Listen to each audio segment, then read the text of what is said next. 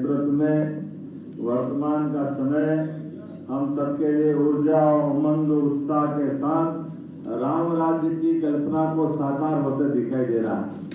हमारे लिए ऐसा समय परमात्मा करे।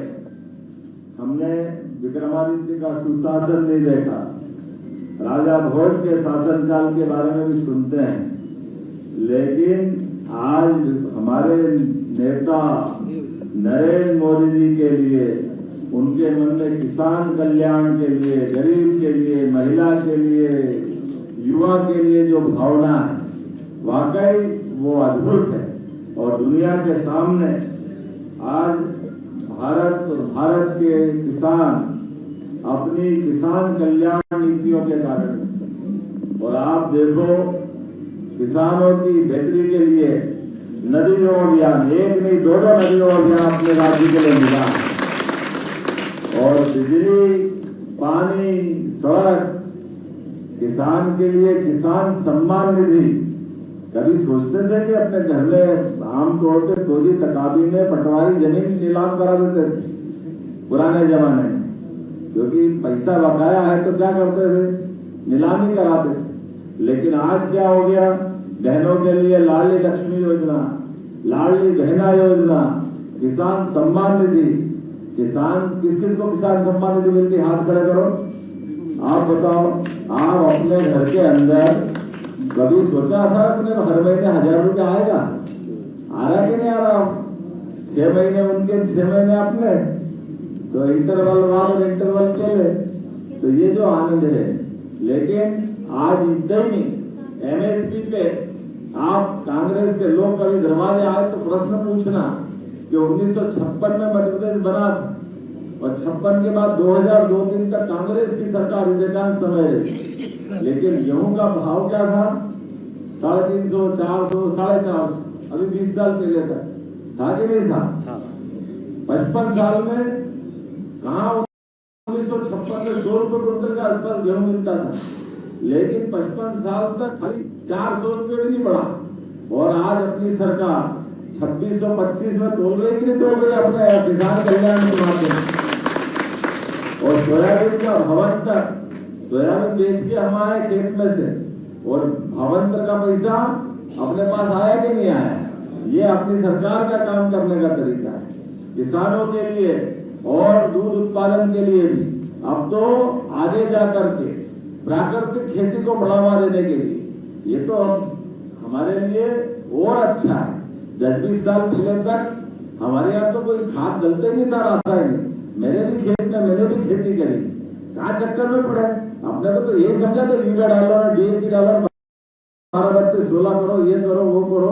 अपन को शुरू अटपटा ही लगता है, लगता कि नहीं लगता? लेकिन अभी तुम लगे जा रहे भाई, चलो ठीक है। ये तो वैज्ञानिकों का तरीका भी है और काम करने का तरीका भी है। जैसे पहले कोई जल जाता, कोई का हाथ बात,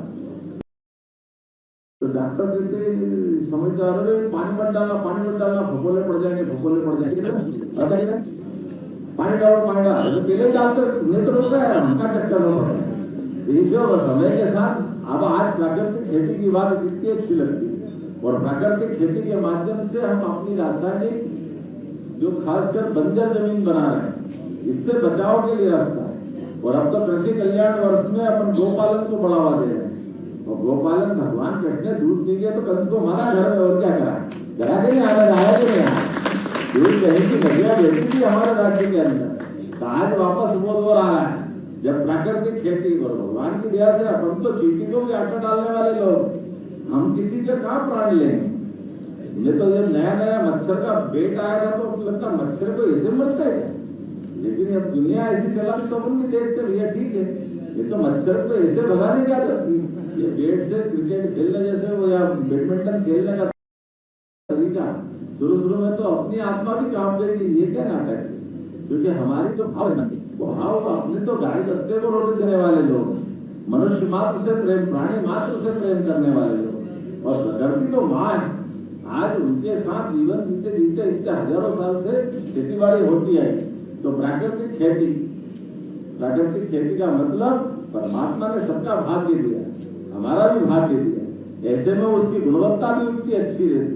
न वो गुणवत्ता प्रभावित होती है, न आप आने वाले समय में उसकी फसल के दाम भी ठीक दिलवा रहे हैं। इसलिए आज के इस दौर में प्राकृतिक खेती के आधार पर अपने को विदेशी खाद और विदेशी जो नया संकट है उससे अपने आप को मुक्त रखने के लिए अपना देसी गेहूं का जो स्वाद था, देसी ज्वार का जो स्वाद था, देसी बाजरा का जो स्वाद था, ये आज के इस बीज में आता है क्या? ना पौष्टिकता आती। जो पुराना खान पान जिनने खाया अब अपने लिए कैंसर की बीमारियां क्यों फैल रही है? ये तमाम प्रकार के इस प्रकार के गैर प्राकृतिक खेती जो करते हैं, दवाई डालते हैं, दवाई के आधार पर ऐसे खाद भी डलता है। तो सबसे मुक्ति का एक काम या अपने लिए प्राकृतिक खेती के आधार पर आगे बढ़ना। प्राकृतिक खेती, जैविक खेती, जीवाणुओं के साथ जिस प्रकार से अपने जो स्वाभाविक अपने मददगार खेती के लिए जरूरी उस प्रकार का जगह जगह केंचुए गायब हो गए खेतों से। वो केंचुए गायब नहीं चलता, वो केंचुए गायब हो तो मेंढक गायब हो, मेंढक गायब तो सांप गायब हो गए, दिखते ही नहीं, क्योंकि ये सब लंबे लंबे बड़े बड़े खेत हो गए। ये तो पहले एक मुट्ठी डालो हाथ तो अंदर से आई जाते नहीं आ जाते। इतनी जगह खेत जगह जगह हम लोग दिखते थे, लेकिन आज का दौर वापस आया। कोई बात नहीं, आज अपने देश के अंदर सबसे ज्यादा प्राकृतिक खेती की होती है। हमें प्रसन्नता है अपने मध्य प्रदेश में होती है आप सबके माध्यम से। और इसलिए इस प्राकृतिक खेती में ठीक दाम मिले, किसानों को सम्मान के साथ जीने का मौका मिले और हमारी प्राकृतिक खेती के बलबूते पर हमारे गेहूं, हमारी फसल से दुनिया लाभान्वित। और यह दिनों का भाव होना चाहिए, होना चाहिए। सर्वे भवन्तु सुखिनः, सर्वे सन्तु निरामयाः, सर्वे भद्राणि पश्यन्तु मा कश्चित् दुःखात् भवेत्। हम तो सबके कल्याण के लिए जीने वाले लोग, हम तो अपनी वसुधा को, पृथ्वी को भी माता मानने वाले लोग। तो आइए हम सब मिलकर के यशस्वी प्रधानमंत्री के नेतृत्व एक बार फिर इस कार्यक्रम का हिस्सा बनते हुए, प्रधानमंत्री की बात को मानते हुए अपने सबके खेत में, मैंने भी अपने खेत में आज गए साल से शुरू करा, इस बार और रकबा बढ़ाया, एक गौशाला भी अच्छी खोली। अब तो गौशाला के लिए भी हमारी सरकार पहले खिड़क बनाती थी, पिंजरा बोल रहते थे, आप खिड़क पिंजरा बोल बंद करके अपने गाँव से नगर तक, नगर निगम में भी उनसे का गौशाला बनाओ। गाय माता अगर कोई नहीं पाल सकता तो अपने पास गौशाला में दे दो, अपन सब पालेंगे गोवंश। उसको लावारिस नहीं होना चाहिए, जिसमें 33 करोड़ का देवी देवता का आवास, वो लावारिस कैसे हो सकती है क्या? तो उनकी चिंता अपन करें। और इसके अलावा भी अब प्राकृतिक खेती करते हुए कोई गाय पालेगा तो गाय आप पालो, दूध भी आप खाओ, गोबर भी आपके खेत में लगाओ, गोबर से नहीं बनाओ। उसके बाद 1100 रुपये महीना जो गाय पालेगा उसको सरकार देने वाली अपने घर। क्योंकि हमने योजना बनाई है कि प्राकृतिक खेती में सबसे बड़ा अगर मददगार कोई पशु है तो गोमाता है, वो दूध वाली गोमाता से तो लाभ होता है। ऐसे कई काम और करने वाले हैं। अपनी ओर से एक बार फिर मैं सरकार की ओर से आप सबका स्वागत करता हूँ, अभिनंदन करता हूँ। और आज जनाब दिन भर से बैठे हो, थोड़ा माफी भी चाहता हूँ, लेकिन आज अपने बीच में मनोहर लाल खट्टर साहब आए हुए और मैं उज्जैन के बाद इंदौर से होते आपके बीच में लगातार आया हूँ। और यहाँ से तुरंत बाद राष्ट्रपति आई हूँ जबलपुर। तो कल योग दिवस है, तो योग अपनाओ और निरोग रहो। ये हमारी परमात्मा की दया से हजारों साल पुरानी परंपरा है, जिसके आधार पर अपने जीवन के अंदर ये अपने शरीर को भी स्वस्थ रखना ये भी ज्यादा जरूरी है। इसलिए प्रातःकाल टहलना, सूर्य नमस्कार लगाना, समय पे खाना खाना, समय पे सोना, शुद्ध खाना खाना, सबके प्रति प्रेम रखना और योग के तरीके से श्वास लेना, योग तरीके से आसन करना और ध्यान धारणा समाधि, जैसे तो अष्टांग योग की बात आती है। लेकिन मेरी अपनी ओर से कल अंतर्राष्ट्रीय योग दिवस की भी आप सबको बधाई देना और अभिनंदन करना। और एक और बात, कल योग दिवस तो है ही, लेकिन कल से ही सूर्यनारायण उत्तरायण में प्रवेश करेंगे।